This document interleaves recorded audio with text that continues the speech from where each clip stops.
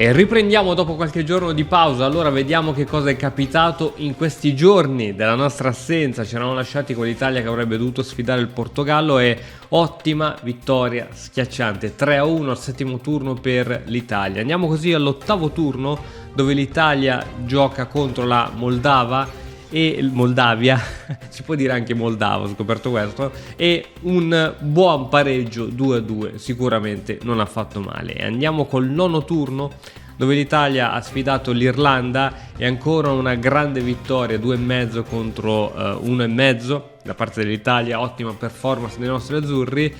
E nel turno di ieri l'Italia contro l'Inghilterra non ha avuto purtroppo la meglio, anzi abbiamo subito un dolorosissimo 3-1.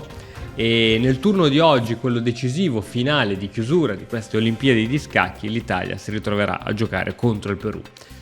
Ad ogni modo, comunque vada, il podio è troppo lontano per noi. Guardiamo la classifica. Quelli che se lo competono sono Uzbekistan, Armenia, India 2, India, Stati Uniti d'America, Paesi Bassi, Spagna, Inghilterra, Germania. Sono tutte lì e si contendono il podio. Vediamo chi vincerà queste Olimpiadi di scacchi, ma io ho già una mia idea. E voi? Ma andiamo oltre le Olimpiadi. Arkady Dorkovic è stato rieletto come presidente della FIDE. Qualcuno è contento, qualcuno meno. Ad ogni modo all'interno del team c'è il buon Anand, che sembra tanto una brava persona, quindi spero che si muoverà bene all'interno di queste organizzazioni. E per quanto riguarda il grande Gukesh, sapevamo che stava vincendo tutto 7 su 7, 8 su 8, è stato purtroppo arrestato nell'ultimo turno da Abdusattorov, che finalmente è riuscito a strappargli una vittoria, e quindi è finita così la sua